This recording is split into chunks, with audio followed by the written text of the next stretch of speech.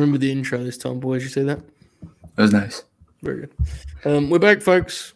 Fleet Week has been another big week in the land of all elite wrestling. The young Lions are back together. The whole squad again. Right? Mm-hmm.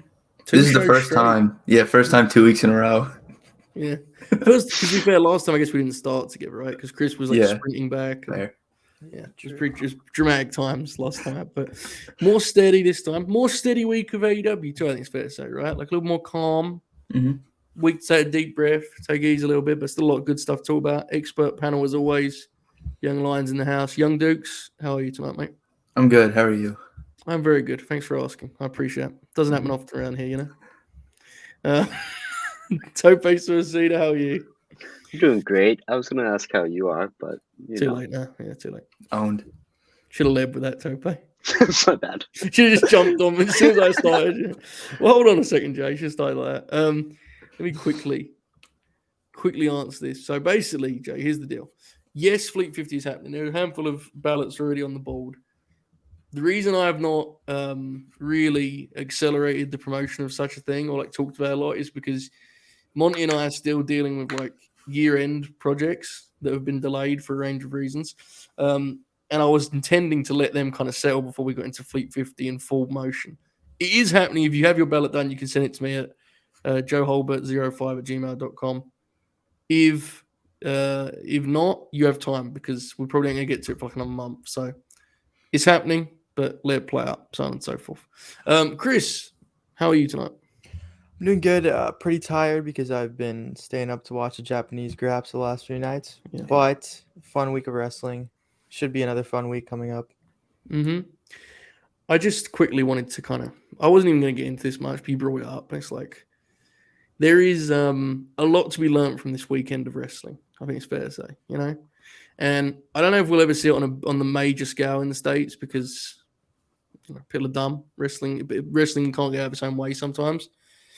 But I think it goes without saying that New Japan gained like tremendously from playing ball with their kind of lesser rival promotion, however you want to phrase it. And I think this weekend, for those of us that have watched it, has been like an encouraging overall sign in terms of how fun wrestling is right now. My take on it. Chris, if you kind of, without getting into details necessarily, I was watching this morning's show, just fucking popping it. Like, wrestling's in a pretty fun place. Ain't perfect, but it's in a good spot. What was your general conclusion on the weekend, Chris? Absolutely, because I won't, pretend that I watch every New Japan show, right. And but like the buzz around Sting and Darby being at the, Noah, and then just the show from the other night, it was like there's buzz around it because it's something like it's an interesting concept.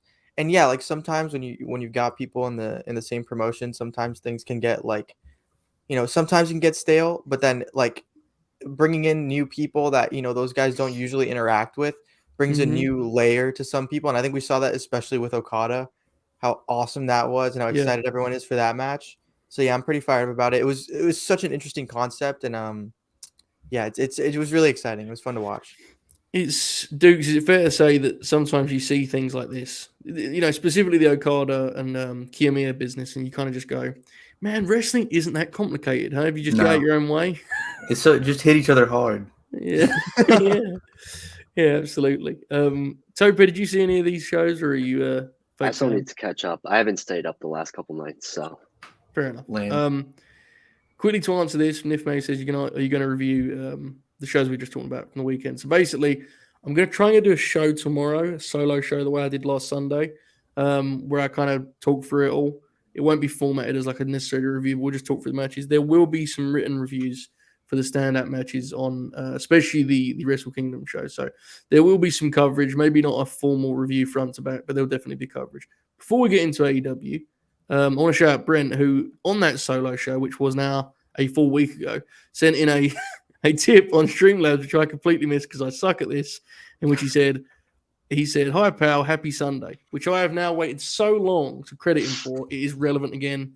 We'll just add an S to pal. Thank you very much, Brent. We appreciate it. You're the man. Thank you. We hope you're having a great Sunday, whether it be last week or this week. All right.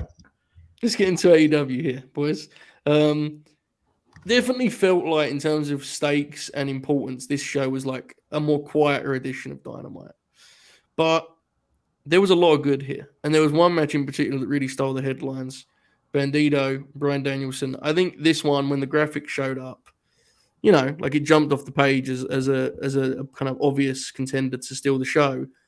I think what we got actually exceeded expectations, though, to be honest with you. I think this was like a kind of a Dynamite classic. Mhm. Tope, what did you make of it? Bandido in another big spot here. Opposite Bryan, who's rolling again. What did you make of it, mate?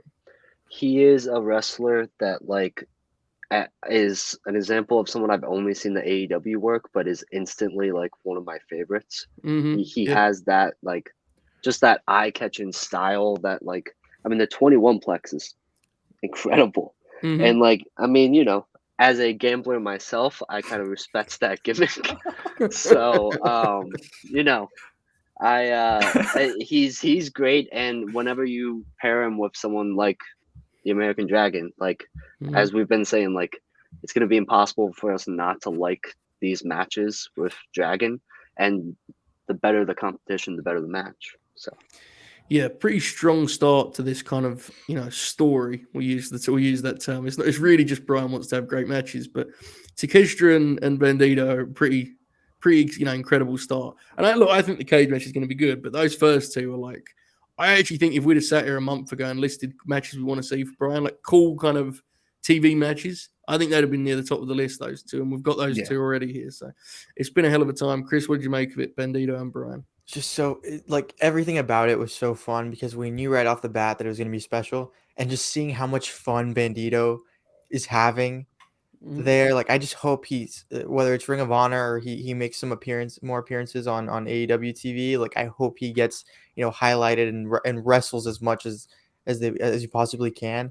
I think Bryan is having so much fun with this too. He's just wrestling who he wants to wrestle, and just his generosity too. When you look at the matches, kind of analytically, I guess, is so interesting too. The way Bandido kind of out wrestles him at the beginning, and Bryan has to roll out and regain his composure. I thought just the final finishing stretch was awesome. There were some key spots that were great. Just everything about it overall knocked out of the park. From the feel of the match, the atmosphere, to the spots, to the story that they were telling, and what they advanced. It was super fun.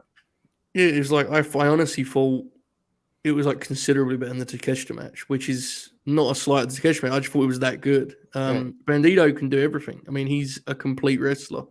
And not just in terms of fundamentally in the ring, style-wise. I mean, complete in the sense of you pair it with his charisma and his presence. He has it all. He's very, very special. Dukes, what did you make of this one? Go ahead, Chris. Go. No, No, you're fine. But what you're saying, I think Bryan is almost the perfect person to have that match with him, from exposure level, because of his lack of he doesn't care as much about giving, he gave himself to Bandido multiple times in that match where he just let him showcase. Mm-hmm. Yeah, he's the perfect guy for the role. Absolutely. I'm one with you. Dukes, what did you think, mate?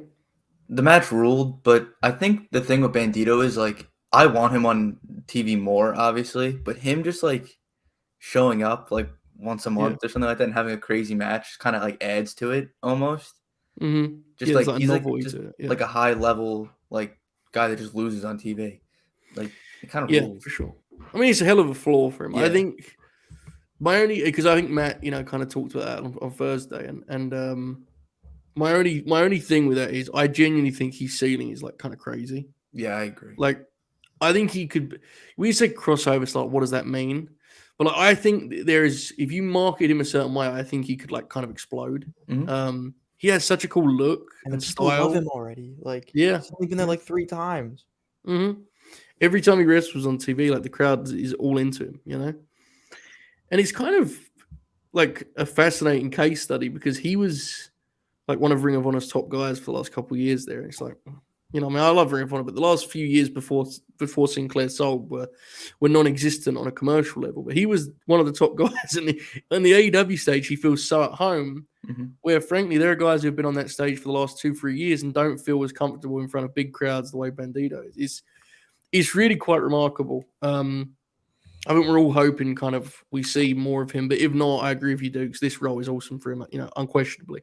And sometimes it isn't about maximizing the individual; it's about their best spot within a big squad like this. So, it's an interesting one. Brian, to me anyway, he's currently in the closest form he's been in to, that kind of fall of 2021 stretch, where he was really in rhythm. Feels like he's getting back there to me, boys. I mean, he was great in 2022, but he really feels like he's, kind of flowing again here. So, nothing but positives for this one. This was a tremendous hit. MJF also, worth noting. We'll get into it on the vibrator. But MJF for pre-tape, we've discussed this for, a million times over. This is him at his best, right? This is much better. Thank God. Yeah. I couldn't have done it again. Yeah. I would have been real mad. Right when that happened, pre-tape was good. I sent it to Dukes and like some of the guys was like, he's back. He's back. Yeah. I think we were all scared about the potential content of him, kind of from on Bandido, and instead we got he did the mask metaphor, right? Mm-hmm. Which is like, yeah, that's fine, Yeah.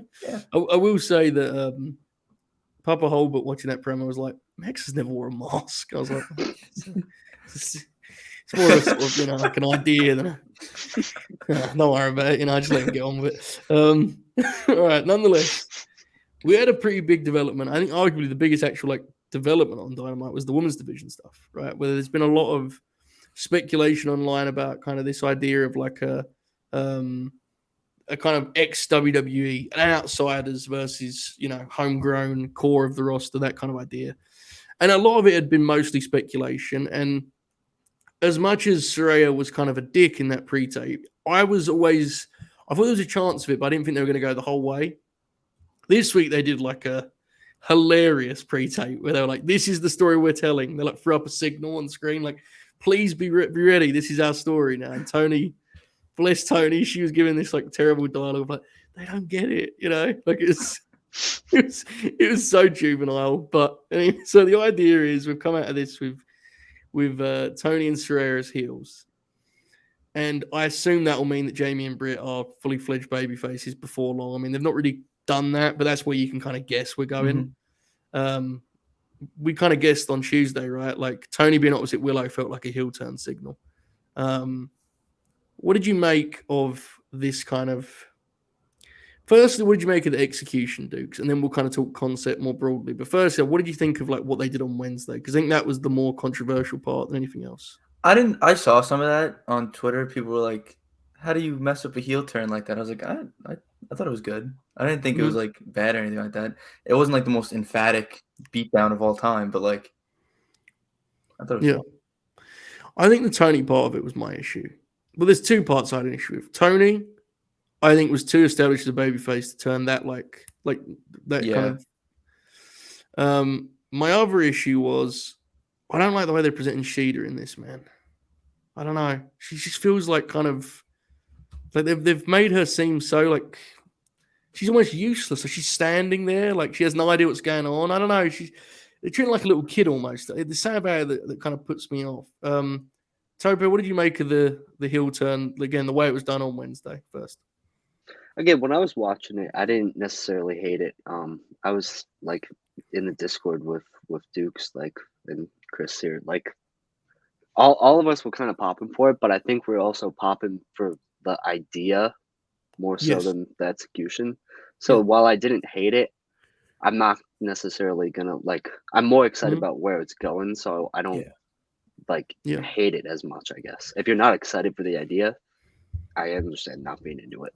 I think Jason kind of taps into that, the notion that while it could have been done way better, this may be the correct way to go now with where Saraya's at. And I also think it's worth trying Tony as a heel.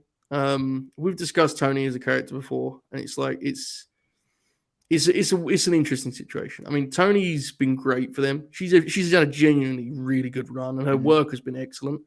But as a personality, I do think it's pretty clear if she's going to be fighting against Jamie and Britt, she is the heel in that scenario. We saw it at the pay-per-view, man. You can't pretend that wasn't what was happening there. So it's an interesting one. Chris, where do you stand on, firstly, how the turn was done, and then feel free to kind of get into the overall idea of what we have here of potentially ex-WWE versus homegrown? Yeah, so I think the story here is definitely like the big picture aspect of it, but from like the execution standpoint, I really hope that this is something that like Tony kind of threw together recently because like if this was the plan, then I think it needed you needed to flesh this out a little earlier and get it going earlier because you're right, like Tony's character, it was night and day, like night and day. She's been so like such a strong baby face up to this point, and then just to flip the switch like that for seemingly like no like real legitimate reason as to why she would have like Yeah. been that much of like an asshole. I just I didn't get it. I mean, I like the turn. I like the idea of the turn, but also I think it's like the story that they're telling is very delicate in how like I agree. first of all, like who goes where, but also how you end it is going to like I'm really curious to see how they do it because when you're doing like the homegrown versus WWE or outsider thing, like that's a really delicate. You're gonna upset some people with how you handle it, regardless. So I think it's interesting. I'll like see what happens, let it play out. But I like the idea of Tony as a heel. I just wish that they would have given it more care than they did.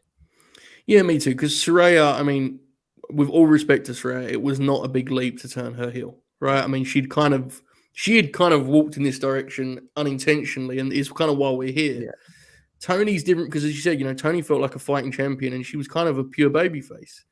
This is a really tough one for me because I like the idea of giving the women such a big story, and I think there's a real chance we're headed to Blood and Guts, and we'll kind of kick that around a little bit here shortly. But I think this is a very dangerous story to tell, and partly it's because if you look through history, when you do these stories, I think it like it doesn't always end the way you might intend it to. Don't Ever That brings up something that I think is really central to how I personally feel about it, which is Ruby. Mm-hmm. For me personally, if Ruby turns because ex-WWE, bro, it's like that's kind of lame to me. It's stupid. Yeah, So like lazy. She should be the one to reject like the heel side. Yeah. She's more over with the AEW audience than she ever was with the WWE. And it's like she she cut the feels like an promo. AEW wrestler. She cut the promo where she was like getting fired was the best thing that ever happened to me. Yeah. And we were talking about it like because I was when I saw Ruby, I was like, oh, she's turning whatever because that was like immediately my instinct. Me And too. then they kind of explained it. And I was like, yeah, like when you really think about it, like I don't see Ruby as an ex like I don't see her as an ex WWE. That's kind of the issue for me in general, though. It's like I agree with you, but I kind of feel the same way about Tony.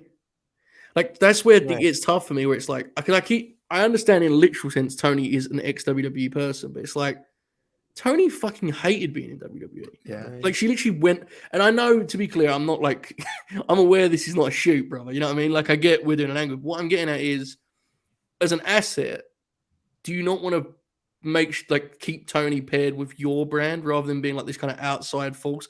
It's a difficult thing to walk, That's what I was trying to get out of like the optics, and it's very delicate with like because like even just subconsciously the way that you pair these people is for your audience is it's delicate. Yeah, like I definitely think this is true, and this is where we have to see where they go. So Tony also has the element of the people, and I know it's like the lamest thing ever, but the people booed her against Jamie, and I get she could kind of have a resentment on that front, and also the way she was treated in general. She was outnumbered an awful lot, so on and so forth. I have no issue with it. As long as my preference right now would be that the kind of ex-WWE element is more understated and like, if you know, and they have a conflict within that, rather than just these AEW women suck. Now, the one thing I do want to know is I'm aware that part of the story is like you're supposed to know they're full of shit, right? Like I saw some people arguing it makes the AEW women look bad, and I think that's completely false. Like, Jamie's the world's champ, right? Shida's a kick-ass wrestler. So that part of it I don't think is an issue at all.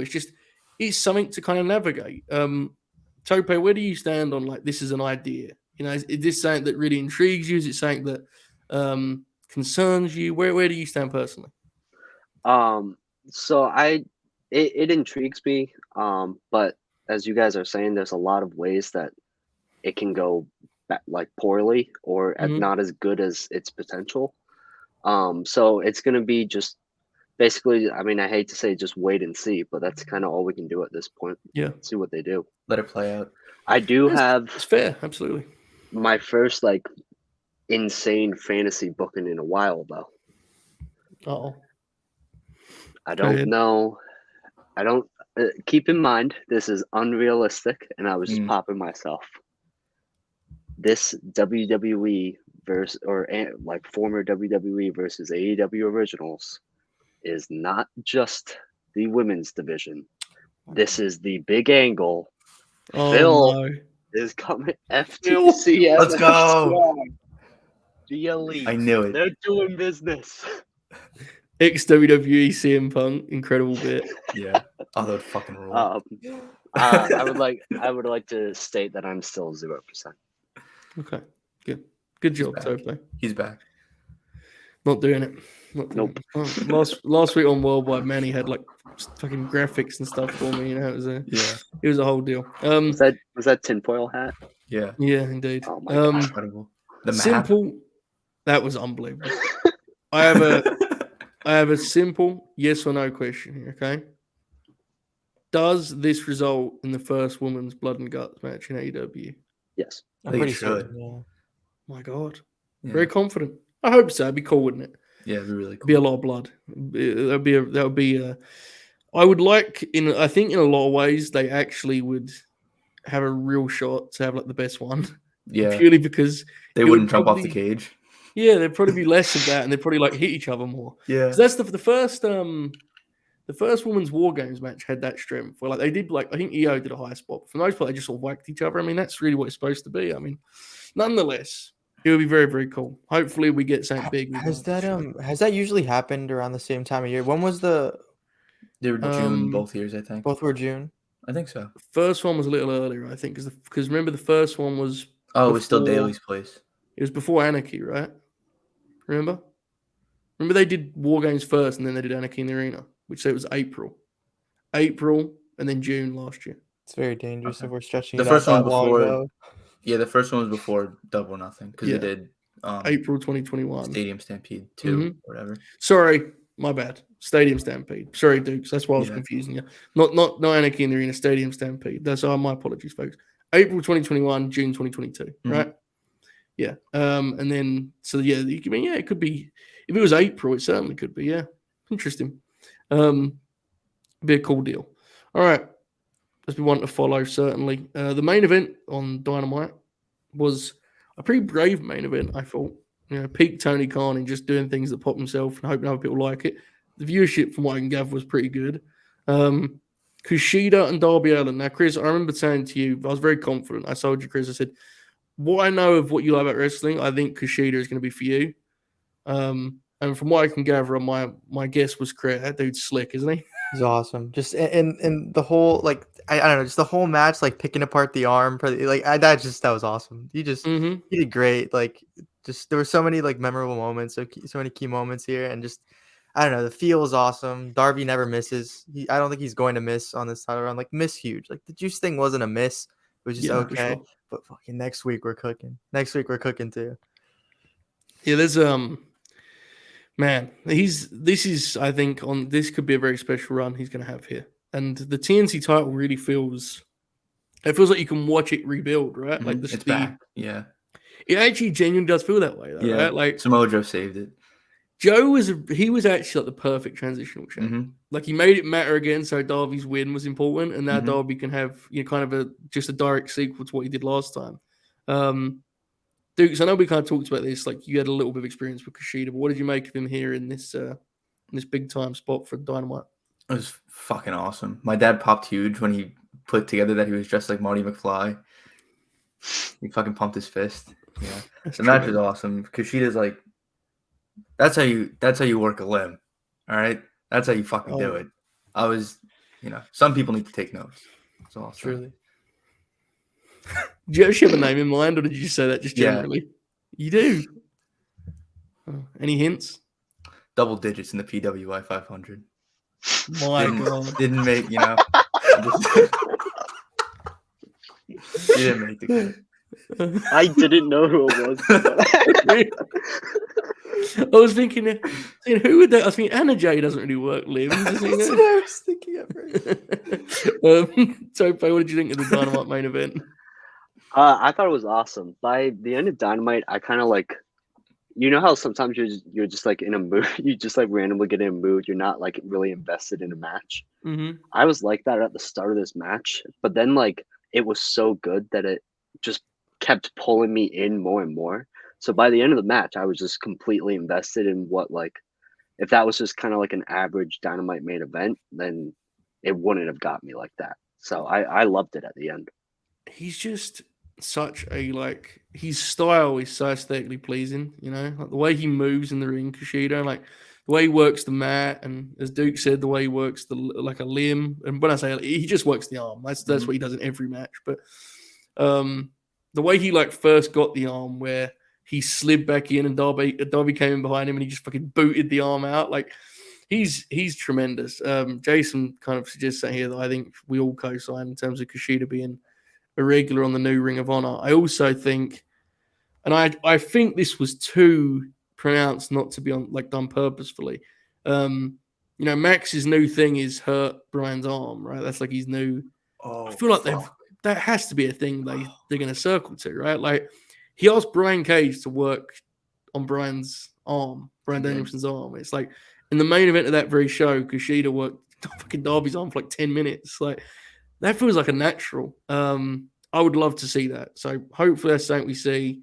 Feels to me, boys, like we're going to see him again, right? Feels like it. I mean, they protected him pretty strong. He beat the hell out of Darby. Yeah, he really did. Really, really good match. Okay. Another really strong match was the Young Bucks and Top Flight.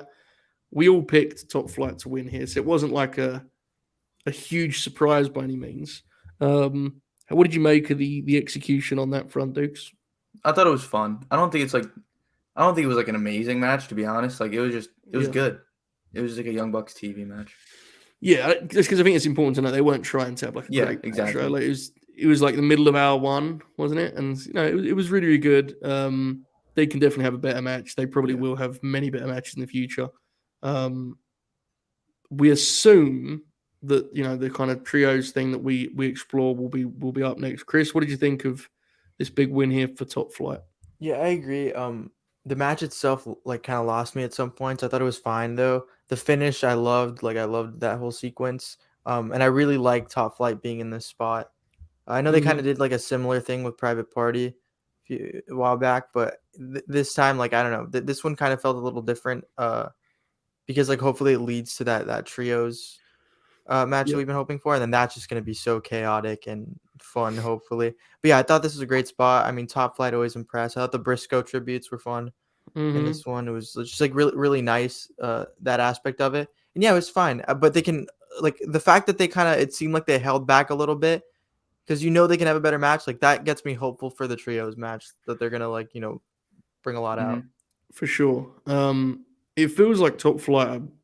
You know, sometimes with AEW, like guys will have big showings. This happens a lot less recently, actually, but for a while there, guys would have big showings. They'd be like, "Oh, it's time for their push," and then it would kind of, you know, like Tony's focus was really, at times there, he was all over the place.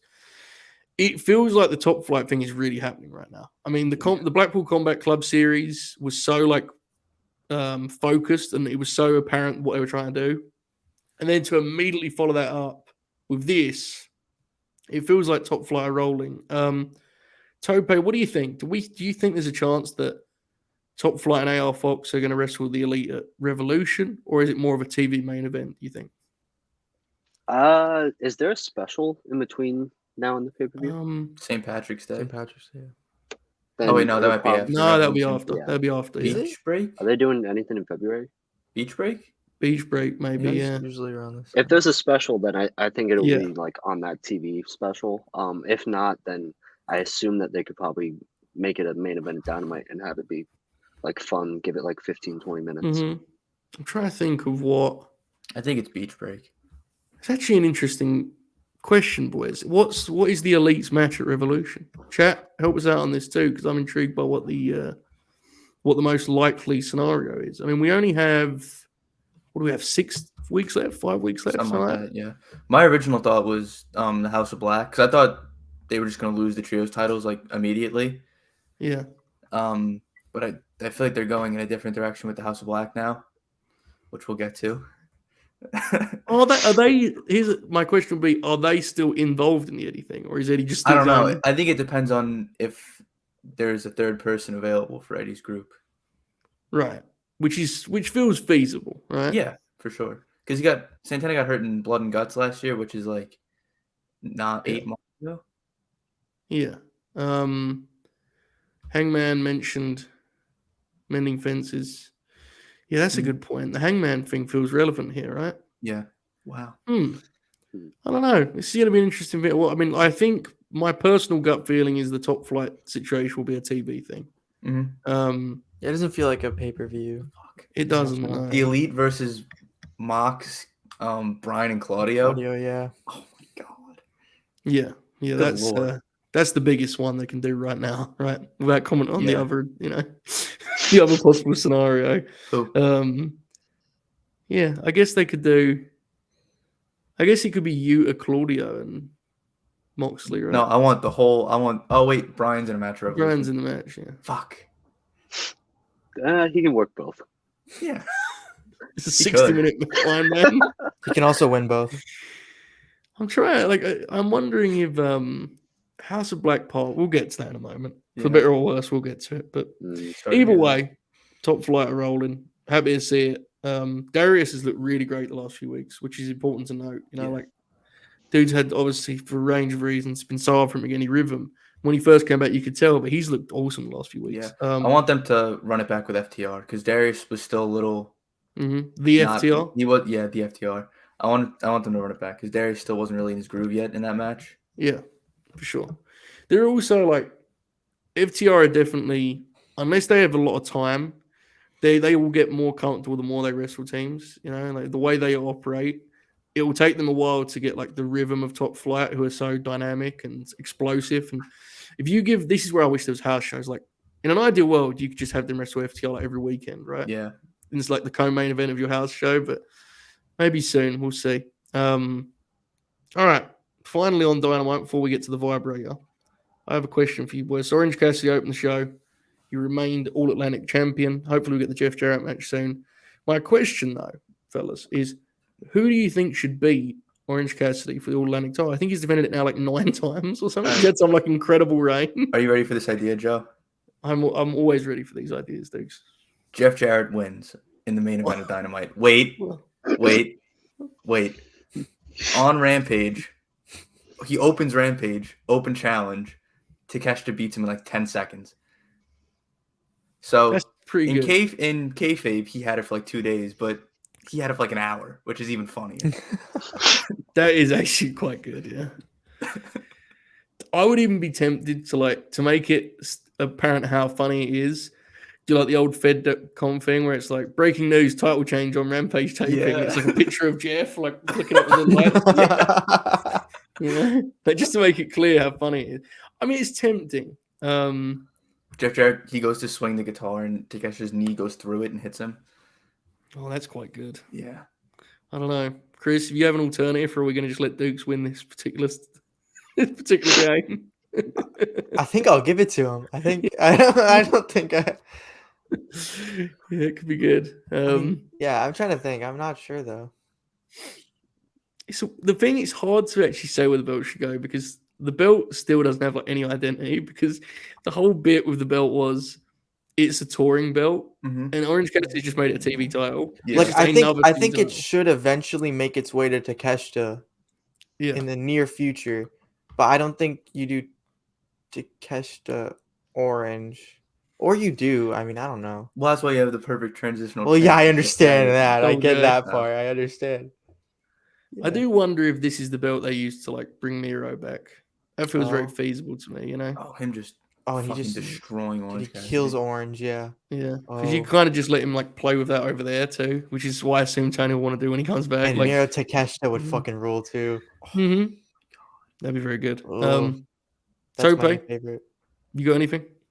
My idea was he should never lose the belt because his championship T-shirt is one of like the two That's shirts true. that you It can is put very out in funny. public. It So is very funny. I don't think he should ever lose because I like the merch. It's very funny. Do you even have it? No, It's more of like what it stands for. It's a It's moral on victory. principle. Yeah. Yeah, it's on I may principle. buy it if it goes on sale. Okay. All right. There you go, folks. So to get Tope Suicida for Christmas in 11 months. You know? All right. Here we go. Let's move forward here to our most popular segment, the famed vibrator, which is not yet got a sponsor. You can email us if you'd like to change that. We will now use our brand new transition.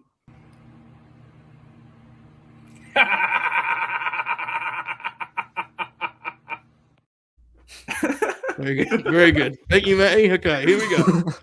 We're in the vibrator. Now, immediately, I notice we leave with impeccable vibes, and it is worth noting this here. You know, we're having fun here, and I know on Late Night Green, I kind of had my chance to speak on this. Just quickly remove our very funny graphic to do this, just very quickly, because we're focused on AEW, but Ring of Honor basically was AEW. Like, yeah, let's be real. Fleet Week reviewed Ring of Honor Final Battle, right? It feels like yesterday we were reviewing Final Battle. I do want to give you boys a chance. We're going to do this at the end, but I forgot the kind of link there. Tope, any just kind of thing, any thoughts, any memories you'd like to share? Because, it was a tough week for wrestling last week, and Dynamite was on the heels of the tragic news of Jay Briscoe's passing. That was a day later. So any floor is yours if you'd like to share anything in particular, Tope, regarding Jay Briscoe's great wrestling career. Yeah, I was very much in the group of fans that like had heard of the Briscoes but didn't really watch them until this past year, but instantly became a fan. So it's very tough for me, like just becoming fans of them, to have Jay be taken like this. But I understand that for a lot of wrestling fans, it's a lot deeper of a connection. So for me, like seeing all the tributes, seeing all the wrestlers and coworkers and everything talk about and like celebrate his life and everything helped me in the grieving process a lot. So it was nice to see like the community, at least for like a couple hours, come together. Yeah, absolutely. Chris, anything, mate? Yeah, I agree. I thought it was nice that night.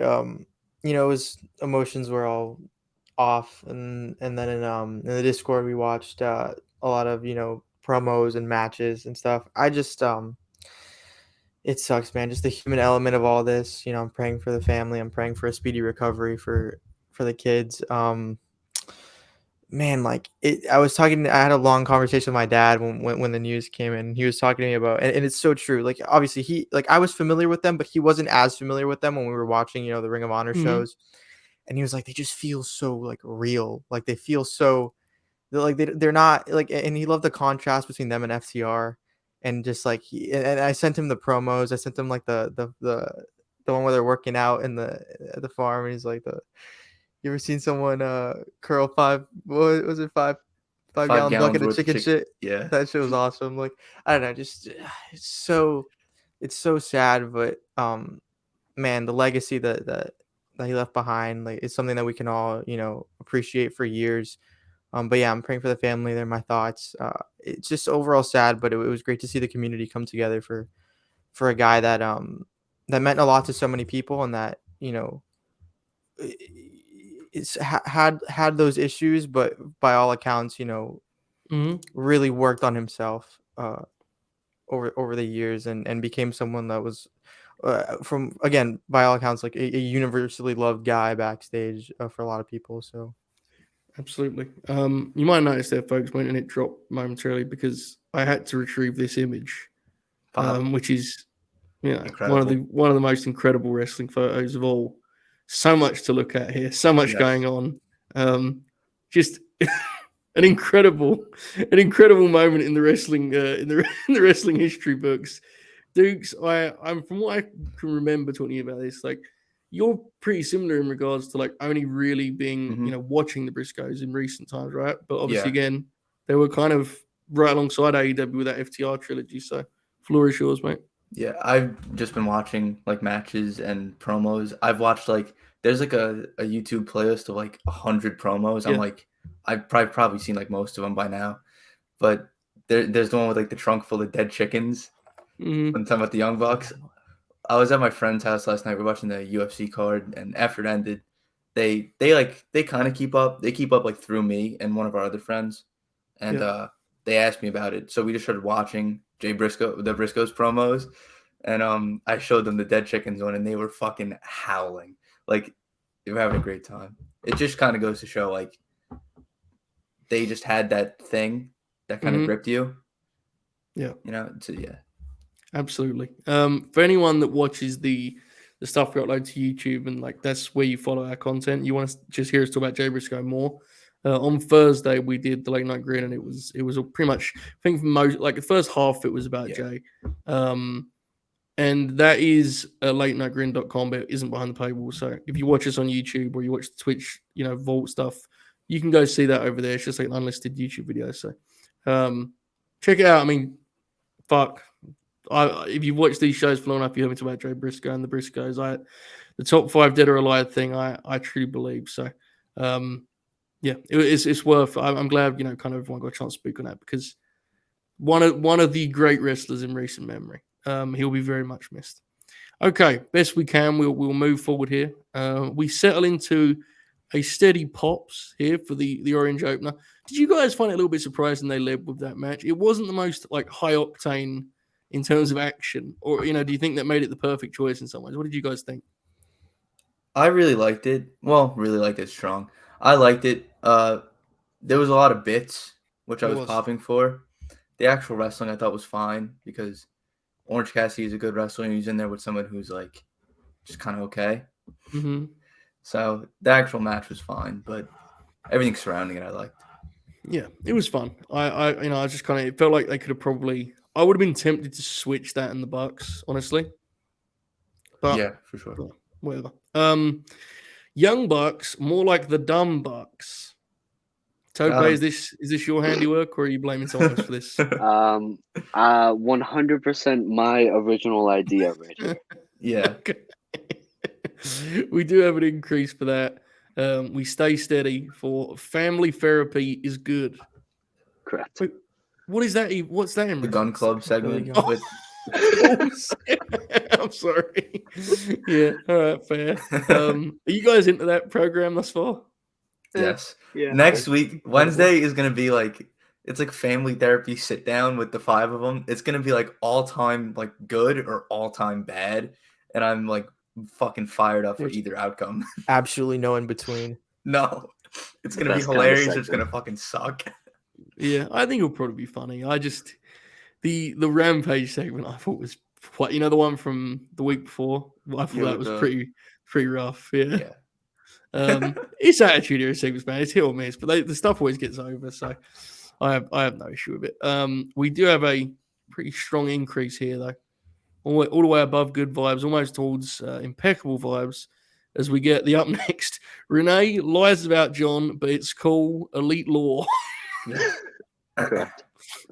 What did you guys make of that? It was an interesting segment, I thought. A pretty fun one. I liked it. I'm like the noted elite lore pervert of our trio right here. Good old man. Okay. Yeah, I thought it was good. The idea of like the way that there was kind of it was kind of inside baseball in the way they did it. Like, not in a bad way, but the way that Hangman just sort of changed when he thought they'd rapped, Yeah. It's kind of cool idea to like kick around. Yeah, I liked it too. You can't do it too often because it makes the wrestlers look dumb, right? But like on this occasion, after he'd knocked out Renee's husband, it was like, it was interesting. Yeah. That's like the good, because we were worried about the whole CTE type angle thing. I thought this was actually really good, where it's just like the human element, like he's just checking on him because he does feel bad. Like it makes sense. I agree, and I just am a general proponent of like establishing that wrestling is kind of like insanely dangerous, Like the idea of anyone, because the way this story actually worked out was anyone can get knocked out, right? That was the point of the story. Like Moxley's the baddest dude on the planet, and he's this guy who's like no one's ever beat him clean, basically, and he got hit on the butt and he got put out. That's the way it works. I thought that was actually a pretty mature way of handling it for wrestling. Okay, we have a graphic here coming up. Y2J's hairdresser made bank. Absolute hat. What the fuck? He had the fresh dye job on the Sting did locks. too. Studded Sting, yes. I was mad about that. Okay. Before I go any further, I want to make clear that Chris Jericho looks younger than me and he is 30 years older. But Chris looked different this week, did he not? Yeah. He looked. It was something remarkably pow about his face. Did you fellas notice this? It made me uncomfortable, guys. I gotta be honest. I think the hair was darker. That's why. Okay. That we all noticed it at first, and that Instantly. was the main point of discussion. That's fair. I appreciate that. I like the graphic here. We have the grinny located on Jake's big hat. He should wear that. I love that this. I'm a big fan of the fact that this match appears to be the highest rated match on the Vibrator thus far, which exclusively I think is because of Chris Jericho's hair and Jake Hager's hat. I was gonna say, look at the name of the segment. You think it could be below Good Vibes? It can't. Yeah, I guess so. Like Jake Hager's like slowly becoming a vibes wrestler. Weirdly, I agree with that. Yeah, it's strange, very out of left field, but like it's happening. I'm for it. He's Not walking sure the I'm King's there Road. No, Chris is not on board. You're a liar. He's an innocent bystander. That's a hater. He's lying.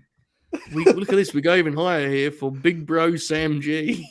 Oh man, This shit rules. I'm so sorry. This It is is good. fucking so awesome. good. It really Garcia is making good, that man. face at the camera every time he hugs him. It Oh, really, it's and incredible. Garcia's sell is so like ridiculous. It's so awesome. It's good shit. I'm genuinely excited for them to wrestle like as a real team because I think they could be a kick-ass team, which makes it even funnier. You know, it'd be one thing if it was all leading to shitty matches, but if they wrestled like serious tag matches, they're gonna have killer matches, man. They're like an awesome mix of styles. Anyway, strong first hour, much stronger second hour, as you can see here, folks. We immediately are at the top of the chart with impeccable vibes for the American Dragon Bandido match. Your particular citation for that, I'm not going to read. I'm just going to say American Dragon versus Bandido. We spoke on how great that was. Pre-tape JF. That does not feel like your best work, Tope. No. You know, we're always working. No one bats 1,000. Just a slight drop off. Much better. Did not bring the show to a halt this week. We're thankful to say. Hell. We then have the Bounty. This segment ruled. This really was good. I like this. Prince. I love that Cage was going to kill him, and Prince Nana was like the money. Yeah, which is so funny because isn't Prince Nana's whole gimmick that he has a lot of money? I think it's like the opposite, where the gimmick is he's like a Oh, he's complete lying? fraud. Yeah, Okay, I think that rules. to me that was always the way I took the gimmick, which is definitely like digging into some very unhealthy stereotypes, probably that were very, very prominent at the time that gimmick came to be. You know, Oh. but you get. I suppose it's professional wrestling. Shout out to him. We love Prince Nana. All My right, favorite part of the segment was when he slapped Brian Cage. Renee just fucking sprinted away. that was very funny. She got it fucking fast. Yeah, it ruled. Hip Attack Jones here and next. This is a very high rating, boys. You guys really having fun in it too, huh? Look at this. We were rocking. All right. So originally I had Willow Enters, which is an automatic impeccable. Fair. So originally it was coming off a 7 also. I know it's coming off. Or A what? impeccable. My bad. Scratch the record. Sorry. Tremendous. Carry on. Tremendous. Whoops. Yeah, the match was fun. Yeah, I liked it. AENWO. We have a logo here on with that. I'm not gonna look at this fucking logo. That rules. It's incredible. I respect it. That has impeccable vibes. Good lord, look at that, incredible. And then we close here. We have MJF is an asshole, just a asshole. Yeah. Which is more accurate. Which was actually really fun. That was a cool deal, right? To catch this him in the I always fucking pop huge when like a foreign wrestler like speaks like their language like really fast and like the crowd just fucking comes up for it.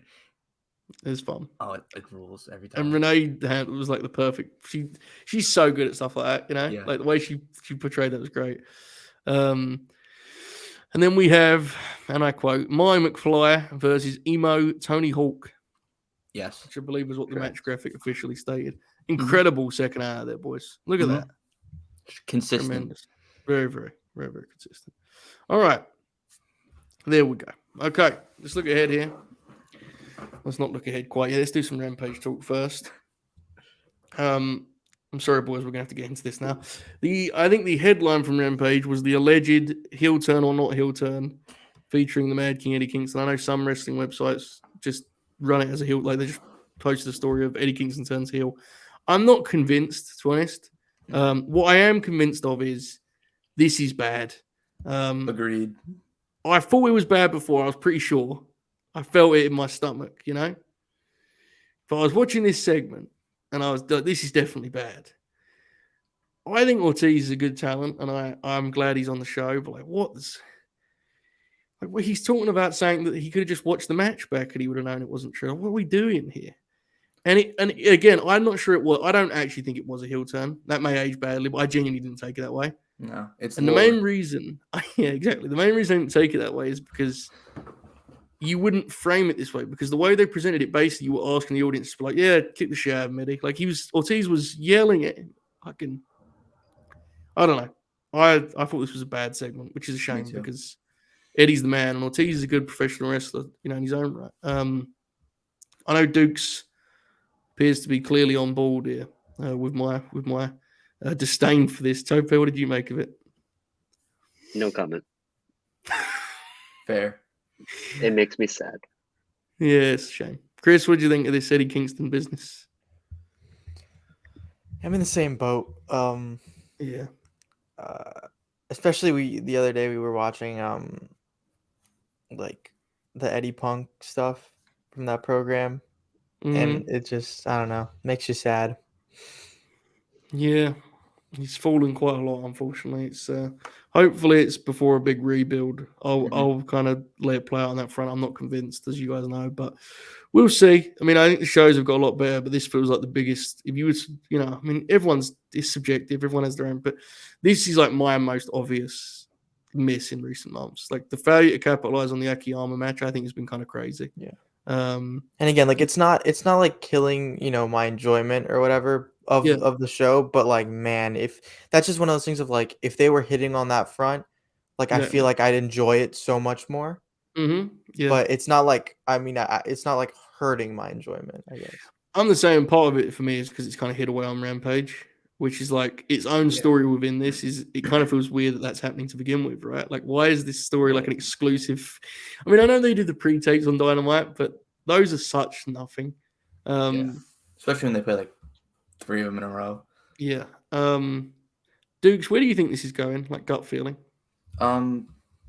If Santana's capable of returning, I think the trios match at Revolution would be cool. Yep. But any chance of Homicide? Do we think he was brought up again? I don't know. He was. Yeah. Yeah, I don't know. A big part of me thinks like the actual play is not involved in the House of Black at all, and it's Santana and Ortiz reunite as heels and just beat the fuck out of Eddie. That I think that's best for everybody involved too. Yeah. Right, because if you have the match, somebody has to lose, right? First of all, which again, wrestling, but like I don't know, you know, what I want there. And then right, if they come back, beat up Eddie, you have like they're gonna have so much heat. And then but for me, that's gotta be Eddie's last that's gotta be it. Like that has to be rock bottom. Like that has to be rock bottom because those are like his friends. His only friends. His only friends that just like fucked him over and he's done. That's gotta be it. And then you do the rebuild. I think that's the perfect solution to this because I think it's best for House of Black to just be like not associated with this. That they're the ones that planted the seeds. Yeah. Right. But then they're gone. Right. And they do their own thing. And because if you look at the tag division, it's like if they have worked out their issues and they were, you know, and Santana was healthy, there's no reason Santana and Ortiz can't be the top heel team. Like they could easily fill that. That could be because I don't know if FTR are like actually gone for a couple months. Santana Ortiz can be the ones to beat the Acclaimed. Yeah. And then FTR can come back and finish that feud and actually have the match that those two teams are capable of. Yeah. Because we never really got it. Yeah, and I think, Dax has kind of talked about, like, neither him or Cash were at their best in any which way in 2021. I mean, as a criticism, but, like, they were just going through some shit, man. It happens, like, I would love to see them get a chance to run that back. And they had good matches, right? They just could have way better matches. When they eventually got to it, like the TV match, the one after the scary injury, I remember it being fucking awesome. But it just feels like they still have that one in them. Absolutely. Because I just think that's more interesting than the alternative, because it's like, to me, the kind of thing of where they're babyface trios, it's like, it's fun for that moment when they're with the House of Black, but as Chris kind of alluded to there, it's like, then like you beat the House of Black. Right, like what does that do for anybody? Yeah, it's like then you're just kind of back where they were when they were fighting Jericho, right? It's like then you have to find another heel group, and in the babyface teams, they'd be behind the Acclaimed, the Bucks, FTR when they come back. Like, I don't know. To be clear, we're like booking ourselves out of a corner here because sadly, this is we don't really like where we're at. So we'll see where it goes. I'm glad that he's on the show again every week. I wish it was saying that wasn't this, anything but this, honestly. I just wish he could like have normal matches, it'd be fun. Nonetheless, he is wrestling for the unofficial but Joe Holbert sanctioned NWA World's title against Jay White, which is, something to watch. True. Main event of Rampage, Action Andretti opposite Daniel Garcia. Simple question on this one, boys. Action Andretti, we buying or selling the stock? What are you thinking? This is my big question coming out of the show. Tope, I'll start with you. Buying or selling Action Andretti stock? At the current price? Yeah. I don't know if you can make a purchase. Yeah. But I'm just saying the price is relatively high at the moment. Yeah. I appreciate this very literal take on the question. I respect that. That's good shit. It's good. I'll sell. Okay.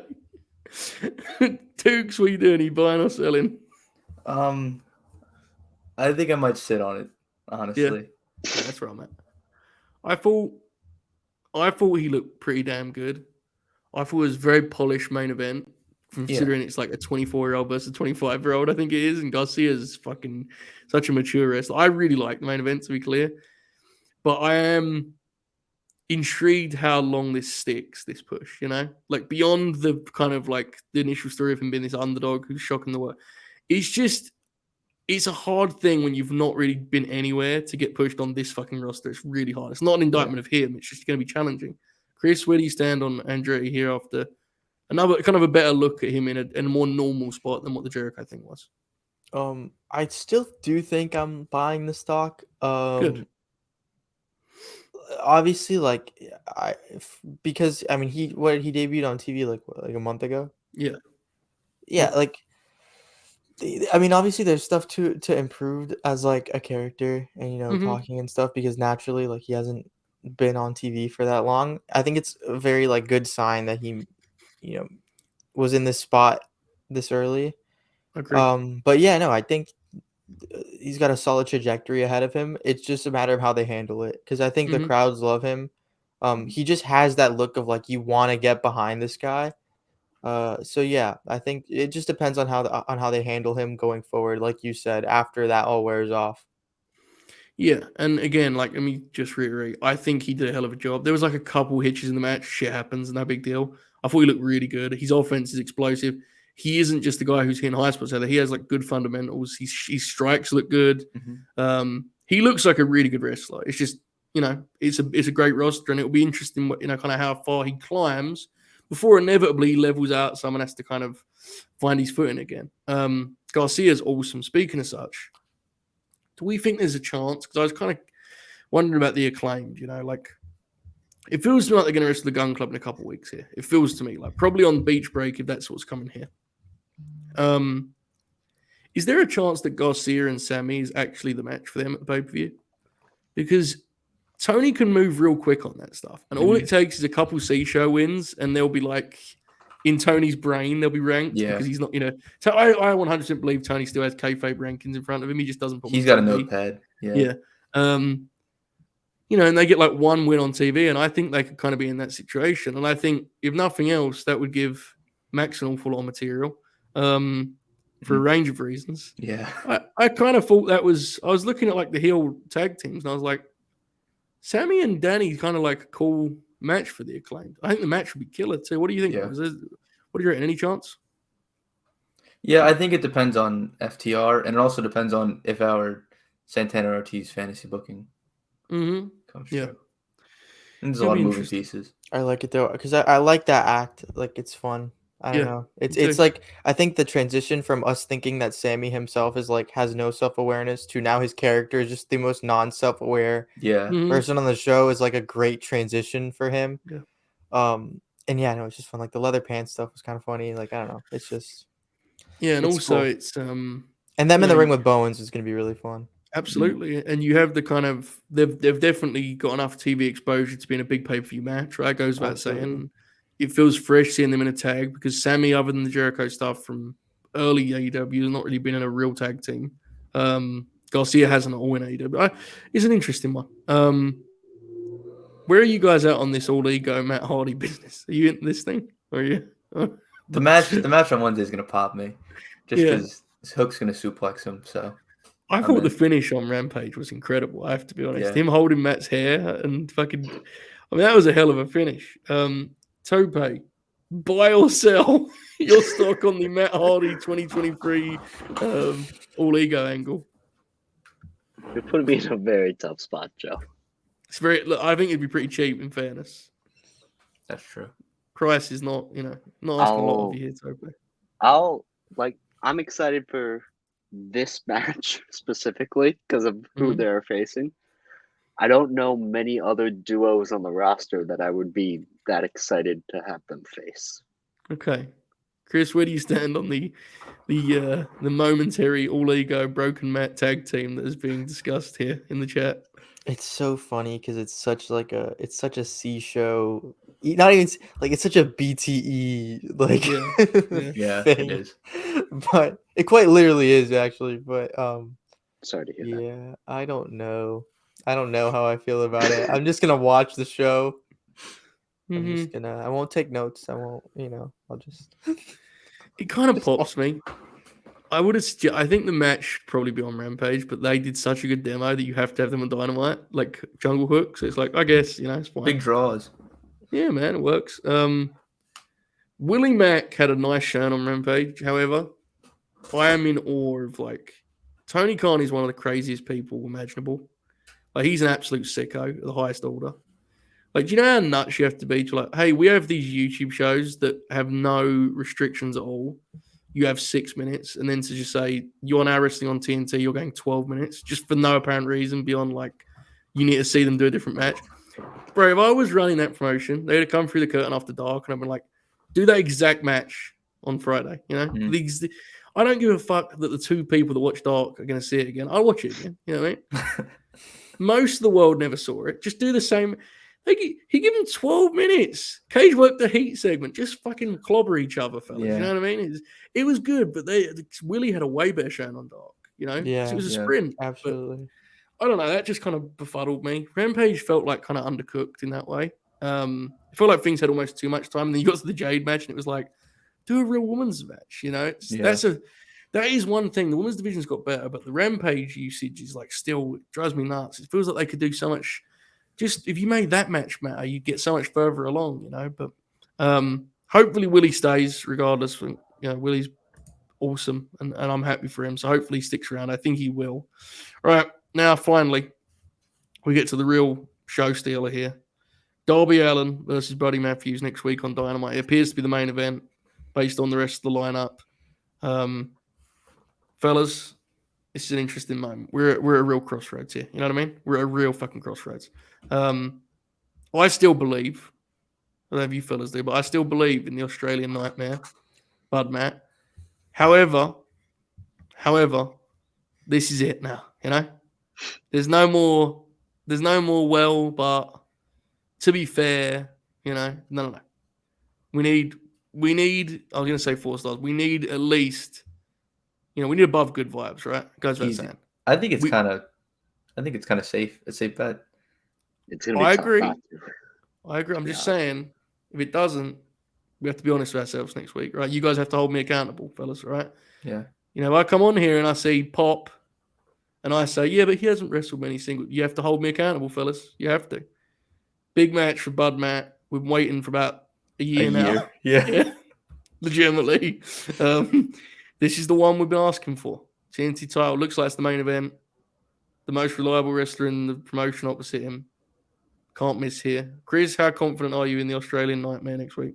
I'm very confident. I would go as far as to say I don't think there's a world where this match is below good vibes. It's just like I think this is such a perfect pairing. They're gonna hit each other very hard. It's gonna be really fun. James, you don't have to wait any longer. I'm going to now admit, saying that I assume I would have admitted previously if you'd asked me, Buddy Matthews is not a better Kenny. Dukes, would you like to do the same thing? I've never said otherwise. But... Okay. Chris, would you like to just make clear that Buddy Matthews is not a better Kenny? Or yeah, I'd co-sign. Okay. Tope, any statement on this? I keep my opinions on wrestlers close to the vest. That's good. That's very good. Good bit. It's for the stock, right? He's selling. We also have Danielson and Cage, which will be a good time, I'm sure.